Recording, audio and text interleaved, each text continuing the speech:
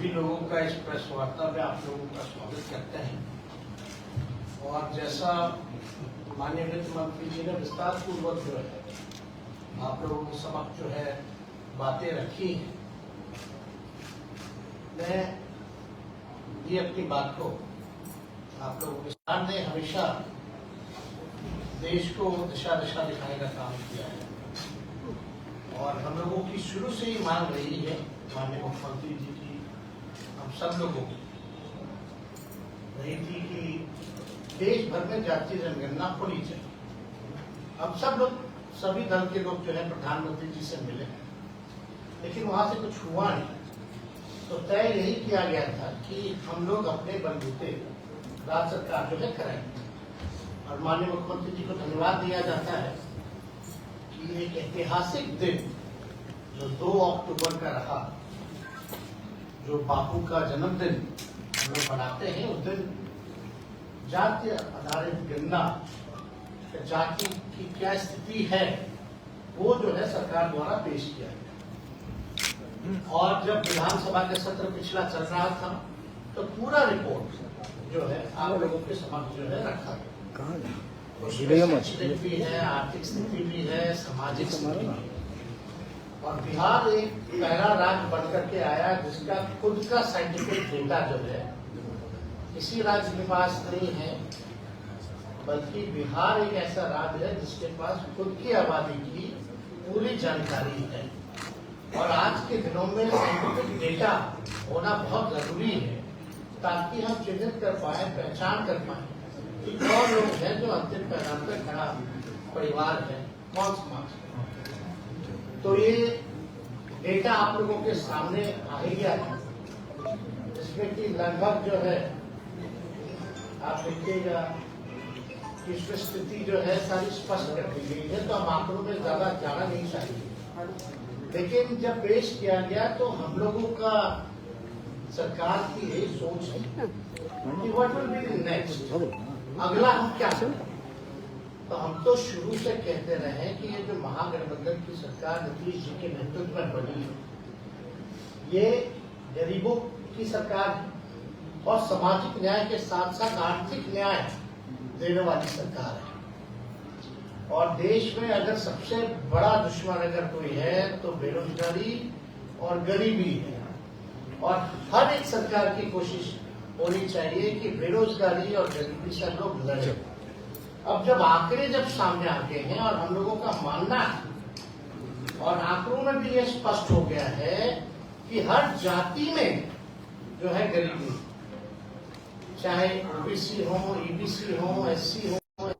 जाति के लोग हैं, उसमें भी जो है गरीबी पाई गई। अब हम लोगों ने तय यही किया और इसमें सर्वसम्मति से सब लोग ने भी, माननीय मुख्यमंत्री जी ने जब प्रस्ताव रखा हाउस में तो सब लोग तैयार हो गए कि बढ़ाना, तो आरक्षण जो है उसको जो है बढ़ाया जाएगा जिस हिसाब का हमको रिपोर्ट आया। उसमें एससी एसटी का भी बढ़ाया गया, उसमें पिछड़ों का भी बढ़ाया गया, ईबीसी का भी बढ़ाया गया। और क्योंकि ईडब्ल्यूएस पहले से ही सामान्य वर्ग के लिए 10% जो तय था वो तो हो ही गया, तो 50% से लगभग 65% जो है कर दिया गया, प्लस जो 10% जो 75% हम लोग जो है लगभग पहुंच। अब हम लोगों को क्या करना है, कल्याणकारी योजनाएं हम लोग लाए। अब हम लोगों को पता है कि कौन भूमिहीन है, जमीन नहीं जिसके पास, तो उनके सहायता के लिए माननीय मुख्यमंत्री जी ने ये भी पेशकश की कि उनको भूमि खरीदने के लिए हम लोग जो है 1 लाख रुपए की सहायता जो है करेंगे। 60,000 से 1 लाख तक पहुंचा देंगे। और जिसका झोपड़ी है, घर नहीं बन रहा, उसको भी 1,20,000 हम लोग जो है देंगे। दूसरी ये बात, तीसरी ये थी कि भाई अब जिनके परिवार जो 94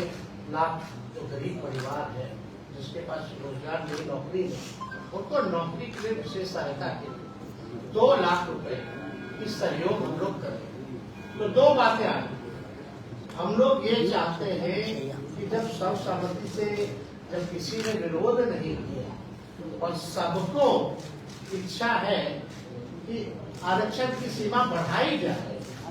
तो कैबिनेट ने यह निर्णय लिया कर माननीय मुख्यमंत्री जी की अध्यक्षता में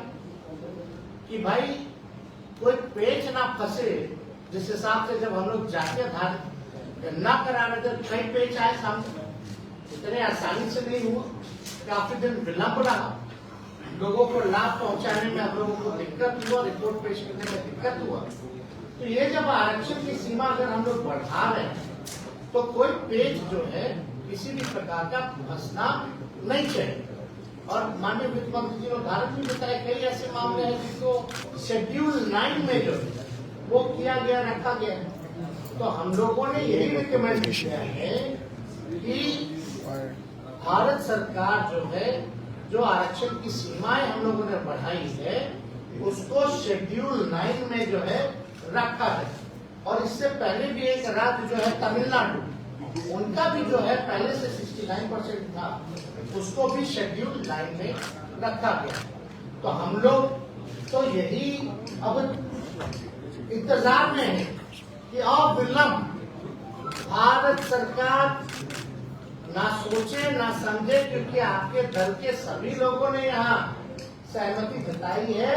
और आपके दल के लोगों का तो कहना है कि और भी बढ़ा दे सरकार, तो उसमें भी साथ देंगे। तो कम से कम बिना सोचे अविलंब जो है इसको शेड्यूल 9 में रखा जाए। और दूसरी बात, जहाँ 2.5 लाख करोड़, जैसे वित्त मंत्री जी ने हम लोगों ने बताया, भूमिहीन को भूमि देना, गरीबों का घर बनवाना, लोगों के रोजगार में मदद करना, तो लगभग 2.5 लाख करोड़ का जो अतिरिक्त हम लोगों पर भार है वो किया। हालांकि मुख्यमंत्री जी ने स्पष्ट ये विधानसभा में कर दिया कि 5 साल तो लगेगा, लेकिन अगर भारत सरकार अगर विशेष मदद करते, विशेष राज्य का दर्जा दे देंगे, तो ये काम जो है 2 साल 2.5 साल में हम लोग जो है कर लेंगे, ताकि बिहार जो है गरीबी से मुक्त हो सके और अपने बिहार के लोगों के पास रोजगार हो, अपना मकान हो, अपना जमीन हो, ये हो सकेगा। और इसमें तो हम लोग सबको साथ लेकर के चल, हम लोगों ने किसी के साथ भेदभाव नहीं किया है, चाहे अपर कास्ट के हो, बैकवर्ड हो, यूबीसी हो, schedule caste, schedule tribe, minority के लोग, सब लोगों को साथ हम लोग लेकर के चल रहे हैं। और हम लोगों को सब लोगों के लिए काम करना है, जो back bencher of the society,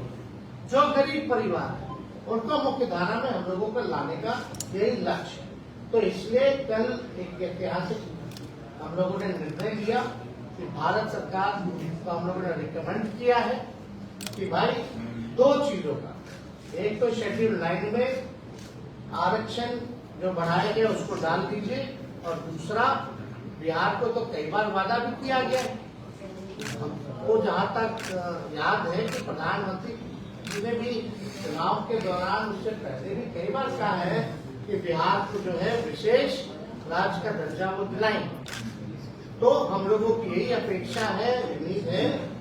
कि प्रधानमंत्री जी और भारत सरकार जो है अविलंब जो है इस चीज को शेड्यूल 9 में डालेगी और विशेष राज्य के दर्जा वो देंगे नहीं देंगे, वो अपने कम से कम ओपिनियन जो है, अपनी राय को लोगों के सामने रखना चाहिए। नहीं होगा तो बिहार सरकार जो करती है अपने बलबूते, अपने खुद के खर्च पर, वो हम लोग करते रहे। तो ये इसलिए जो है आप लोगों को यहाँ बुलाया गया और सूचित किया गया कि भाई ये चीजें जो है, क्योंकि आप सब लोग को भी फायदा, आप लोगों के जान पहचान वालों को भी फायदा है, सब लोग आप लोग बिहार के लोग हैं, और बिहार को अगर विशेष राज्य का दर्जा मिलेगा तो इससे बड़ी बात क्या हो सकती है।